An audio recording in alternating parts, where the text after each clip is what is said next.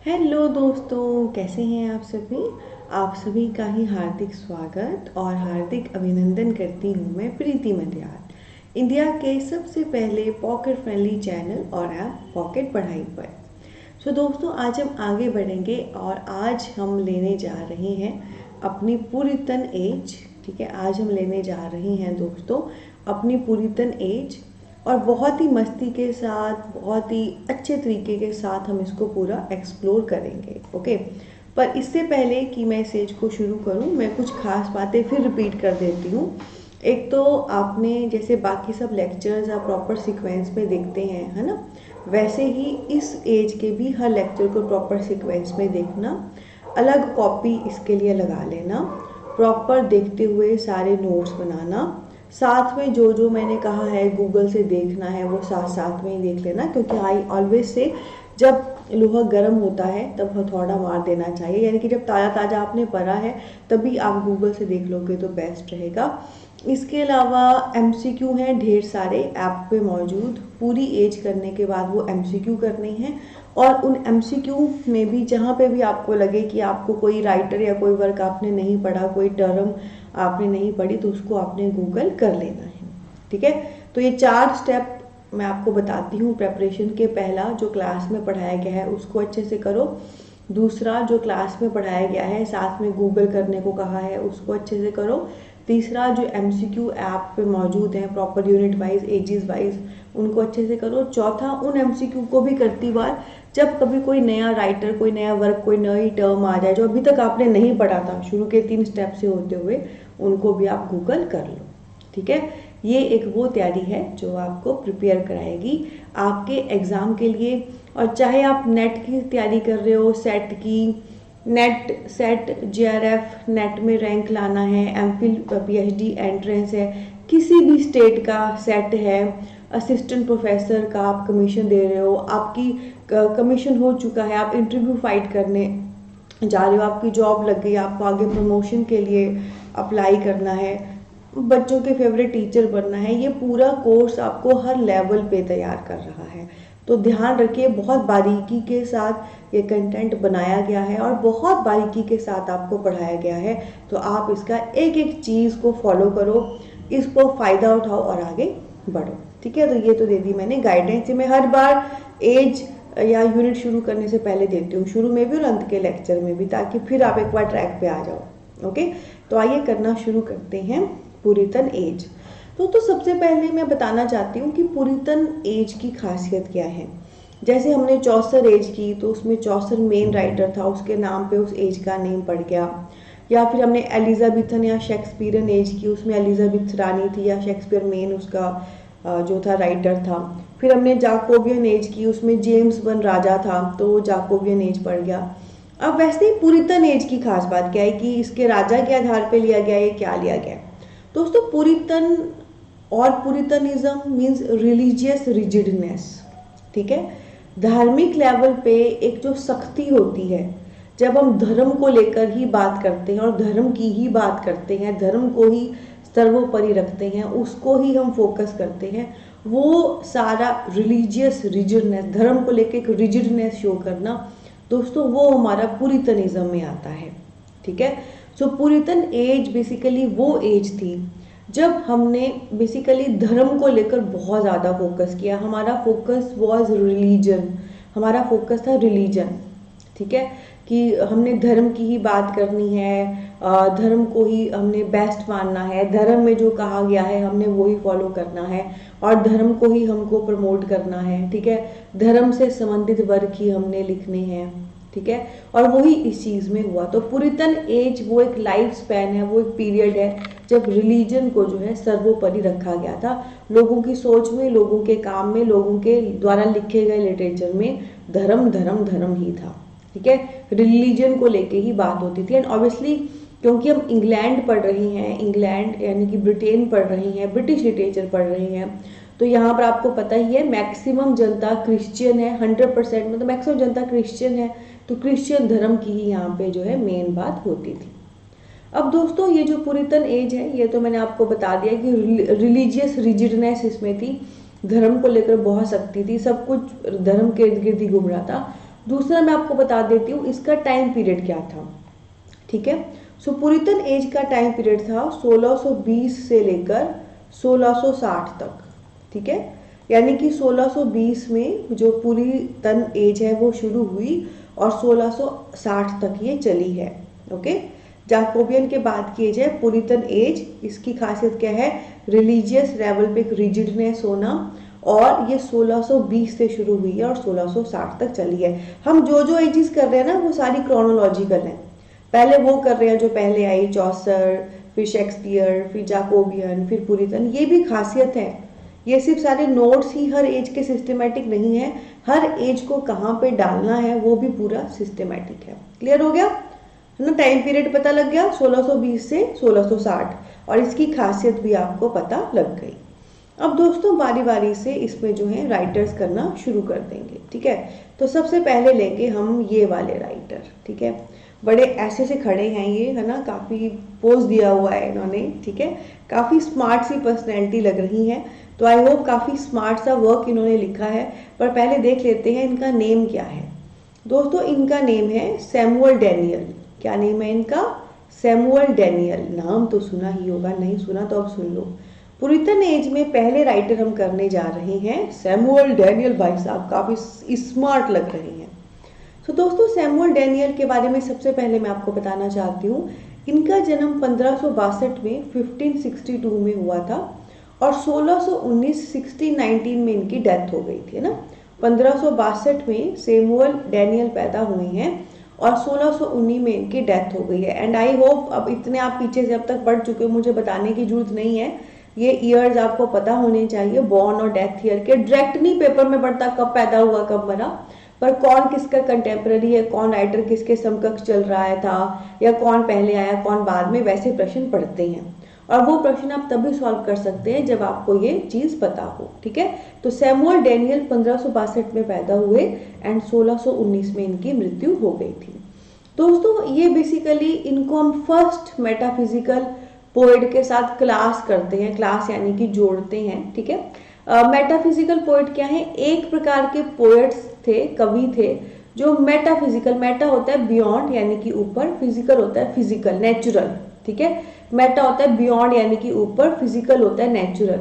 तो beyond natural, जब आप कोई ऐसी चीज कहो जो नॉर्मल एग्जिस्ट नहीं करे, आप कुछ अलग सी बात करो। जैसे मैं आपको बड़ा फनी सा एग्जांपल देती हूँ, पुरानी मूवीज होती थी जब रोमांटिक सीन आता था तो वो पेड़ के पीछे चले जाते थे ना, जो कपल होते थे, और उसके बाहर से हम कैसे दिखाते थे कि दो फूल आ रहे हैं वो आपस में जुड़ रहे हैं, है ना। मतलब जो कपल है एक दूसरे के नजदीक आ रहे हैं, उसको शो करने के लिए वो हम दिखाते थे जो वो फूल आपस में जुड़ रही हैं, है ना। पर ये तो नॉर्मल है, मतलब जब कभी ऐसा सीन आया तो हमको भी पता होता था कि ये क्या कहना चाहते हैं। पर वैसे ही एक एग्जाम्पल मैं आपको देना चाहती हूँ, जॉन डन है, वो हमारे मेटाफिजिकल पोएट के काइंड ऑफ करता धरता है।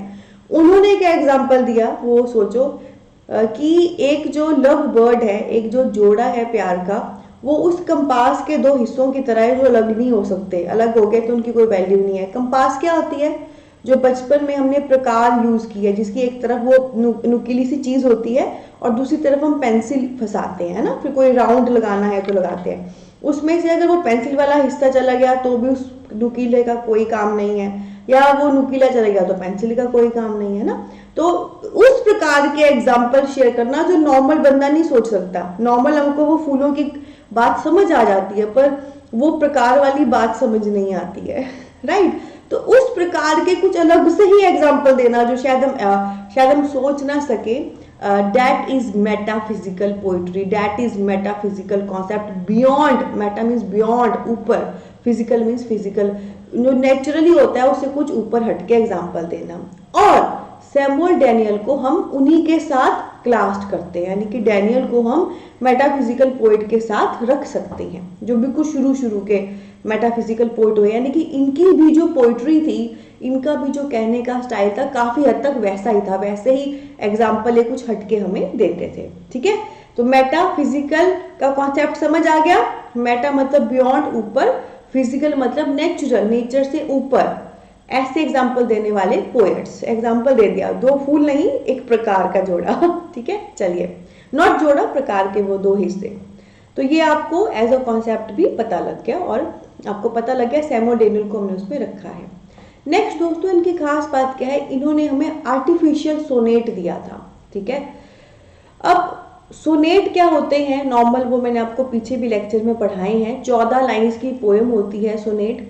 शुरू की 8 लाइंस में कोई ना कोई प्रॉब्लम होती है और अंत की 6 लाइंस में उन प्रॉब्लम का सॉल्यूशन दिया जाता है, या शुरू की 8 लाइन में कोई ना कोई क्वेश्चन होता है, कोई क्वारी होती है और अंतिम 6 लाइन में उसका उत्तर दिया जाता है। तो 14 लाइंस की एक शॉर्ट क्रिस्प पोएम होती है सोनेट, है ना। और सोनेट के मैंने आपको पीछे जब आया भी था टॉपिक, मैंने कहा भी था उसको गूगल करो, क्योंकि पैट्राकन सोनेट है, इंग्लिश सोनेट है, काफ़ी सारे सोनेट हैं, उनकी टाइप्स क्या है, उनमें रिदमिक पैटर्न क्या है, मैंने आपको घर को करने से दिया था। अब यहाँ पे खास बात क्या है, यहाँ पे सोनेट तो आ रहा है पर सैमुअल डेनियल का सोनेट नॉर्मल नहीं है जो नॉर्मल होता है। He has given us artificial sonnet. Okay, तो प्रश्न ये है कि ये आर्टिफिशियल सोनेट क्या होता है ये प्रश्न भी मैं आपको घर से करने को दे रही हूँ। जैसे पीछे सोनेट आया था और मैंने आपको गूगल करने को कहा था, इसकी टाइप्स निकालो, उन टाइप्स में क्या खास बात है, क्या कैरेक्टर्स हैं, क्या रिदमिक पैटर्न है, किसने दिया, वैसे ही यहाँ पे भी मैं आपको प्रश्न दे रही हूँ। सैमुअल डेनियल ने हमें दिया है artificial sonnet and you have to go and see what is this artificial sonnet. Artificial sonnet से आप क्या समझते हैं, है ना, इसमें कैसा रिदमिक पैटर्न होता है, क्या खासियत होती है। ठीक है, ये आपने गूगल करना है and automatically you will know the answer, है ना। ऐसे तो पूरा पढ़ाने के बाद जो पढ़ा दिया होता है उसको मैं गूगल करने को कहती हूँ, पर यहाँ पे this is something you have to search at your own behalf, क्योंकि इस प्रकार की टर्म्स से आपके पाले पड़ते रहेंगे। उसके बाद दोस्तों नेक्स्ट क्या था, he was responsible for desertion of Spenser as poetic model. ठीक है, डेजर्शन का मतलब एग्जैक्ट मैं आपको बताती हूँ, तो मैं उसके बाद आई थिंक आपको क्लियर हो पाएगा। देखो, डेजर्शन से ही एक चीज बताती हूँ कि आपने डेजर्ट शब्द सुना होगा, है ना। डेजर्ट भी दो प्रकार के होते हैं, एक होता है रेगिस्तान वाला डेजर्ट, ठीक है जी, और एक होता है हमारा डेजर्ट जो हम मीठा खाते हैं।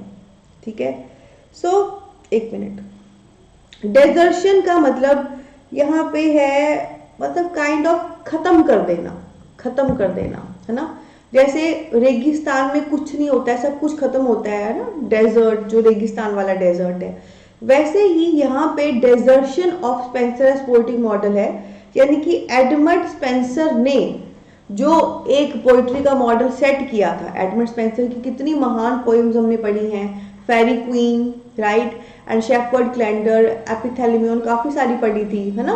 और मैंने आपको बताया भी था चौसर के बाद Edmund Spenser was the one जिसको वो टाइटल मिला था कि अच्छा जी वो भी नेशनल पोएट है, इतना महान लेवल का उसने काम किया था। पर सैमुअल डेनियल इसके लिए रिस्पॉन्सिबल थे कि जो एक पोइटिक मॉडल स्पेंसर ने सेट किया था ना, कि अच्छा स्पेंसर क्योंकि पॉपुलर हो गया था ना, उसने जो भी लिखा था लोगों ने बहुत अप्रिशिएट किया एंड ऑल, उसकी डेजर्शन के लिए ये रिस्पॉन्सिबल था। जो स्पेंसर ने कहा उसका जो स्टाइल था उसको खत्म कर दिया इसने, ये अपना ही स्टाइल लेकर आया। ठीक है, so responsible for desertion of Spenser as poetic model, इसका मतलब है स्पेंसर को हम जो पोइटिक मॉडल मान के चलते थे, उनकी स्टाइल को जो हम फॉलो करते थे उसका डेजर्शन कर दिया, उसका पलायन कर दिया, उसको खत्म कर दिया इन्होंने। ये अपना स्टाइल लेकर आए जो बहुत उम्दा था, है ना। जनरली अभी तक हमने ऐसे राइटर पढ़े हैं जो दूसरों का वर्क आगे को बढ़ाते हैं, इन्होंने उनका वर्क का जो प्रभाव था वो खत्म कर दिया, अपना एस्टेब्लिश किया। इसके अलावा दोस्तों इनके जो वर्क है, उनका एक वर्क है डेलिया। ठीक है, ये बहुत पॉपुलर वर्क है, सोनेट ही है डेनियल का डेलिया। ये बेसिकली फिलिप सिडनी का वर्क है, एस्ट्रोफल एंड स्टेला इस पे आधारित है ना। आप सबने देखा होगा बहुत सारे वर्क होते हैं राइटर्स के जो किसी और राइटर के वर्क पे आधारित होते हैं। तो सैमुअल डेनियल का ये जो डेलिया है ये एक सोनेट है, ओके, और ये फिलिप सिडनी के एस्ट्रोफल एंड स्टेला पे आधारित है। इसमें दोस्तों आपको साइकिल ऑफ सोनेट्स देखने को मिलेगा, यानी कि ऐसा नहीं है कि एक सोनेट है, काफी सारे सोनेट्स हैं, और इसकी थीम है लव एंड फ्रेंडशिप, प्यार और दोस्ती पे जो है इसकी थीम आधारित है। ठीक है, तो जो डेलिया वर्क है ये किसका है, सैमुअल डेनियल का। ये क्या है, ये एक सोनेट है।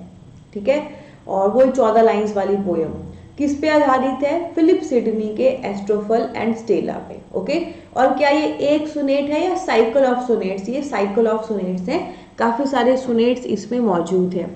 और इसकी थीम क्या है? लव और फ्रेंडशिप, प्यार और दोस्ती। ठीक है, तो ये है दोस्तों डेनियल। आपने इसमें सेमुअल डेनियल को भी गूगल कर लेना है, मेटाफिजिकल पोएट को भी गूगल कर लेना है, इसको तो विकिपीडिया से गूगल करना है। इसमें इसके फीचर्स भी आ जाएंगे, इससे संबंधित सारे राइटर्स भी आ जाएंगे। आर्टिफिशियल सोनेट तो स्पेसिफिकली मैंने आपको बोला कि इसको गूगल करो। उसके बाद ये जो डेलिया वर्क है आपका सेमुअल डेनियल का, इसको गूगल करना है। फिलिप सिडनी राइटर को भी गूगल करना है, और उसका जो वर्क है एस्ट्रोफल एंड स्टेला, वो भी गूगल करना है। ऐसे सिडनी, एस्ट्रोफल एंड स्टेला पीछे भी आ चुके हैं, तो वो ऑलरेडी गूगल हो गए हैं। पर यहाँ पर इस स्लाइड के अकॉर्डिंग जो जो राइटर्स थे करने के, जो जो वर्क थे करने की, जो जो टर्म्स थे, कॉन्सेप्ट थे, वो सारे मैंने आपको गूगल करने को दिए हैं। ठीक है, तो आपको एक अप्रोच पता लग गई होगी कि जब हम कोई चीज़ पढ़ते हैं तो गूगल कैसे करते हैं। तो गूगल में जो जो राइटर्स, जो जो वर्क, जो जो टर्म, थ्योरी, कॉन्सेप्ट आए, वो सारे आपने गूगल करने होते हैं। ठीक है, तो ये है हमारा पहला लेक्चर पुरितन एज का, जिसमें मैंने आपको पुरितन एज की खासियत बताई, क्यों उसे कहते हैं, क्या खासियत है, क्या टाइम पीरियड है, और एक राइटर हमने बाइज्जत अच्छे से भी ले लिया with lots of literary concept. ठीक है, तो अगर आपको सेशन अच्छा लगा है, सेशन को दोस्तों थम्स अप दें। और क्या आप ऐसे ही माइंड ब्लोइंग तरीके से कंप्लीट इंग्लिश एनटीए पेपर 2 की तैयारी करना चाहते हैं, आप किसी भी स्टेट के सेट या नेट की तैयारी कर रहे हैं, तो दोस्तों जस्ट अभी डाउनलोड करिए इंडिया का सबसे पहला pocket friendly education app pocket पढ़ाई, जो लिंक है इस वीडियो की डिस्क्रिप्शन में दिया गया है। वहाँ पे कंप्लीट एनटीए इंग्लिश का कोर्स आपका वेट कर रहा है, mind blowing teaching techniques, tips और ट्रिक्स के साथ, कि आपको कुछ भी और करने की जरूरत नहीं है। साथ में दोस्तों हमारा व्हाट्सएप नंबर, कॉन्टैक्ट नंबर भी वीडियो की डिस्क्रिप्शन में है। आपको कुछ भी गाइडेंस चाहिए स्टडी को लेकर, आप हमें जरूर संपर्क करें। मैं और मेरी टीम आपको पूरी हेल्प करेगी जितना हमसे हो पाएगा। साथ में बहुत खूबसूरत परिवार है आपका अपना पॉकेट पढ़ाई, फेसबुक, इंस्टा, टेलीग्राम पर, उनके लिंक्स भी वीडियो के डिस्क्रिप्शन में है। Do follow us there. ठीक है, मैं बार बार कहती हूँ और फिर कहना चाहती हूँ, ताली दो हाथों से बजती है। एक मैं हूँ, एक आप। मेरा काम है आपको बेहतरीन पढ़ाना, अच्छे से गाइड करना, आपको ट्रैक पे रखना, और आपका काम है जो मैंने पढ़ाया उससे आप पढ़ें, जो मैंने गाइड किया आप उसे फॉलो करें, और अगर मैं आपको ट्रैक पे रख रही हूँ आप ट्रैक पे रहें।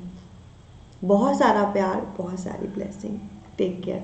मिलते हैं आने वाले सेशन में एक और ऑसम ब्लॉसम क्लास के साथ।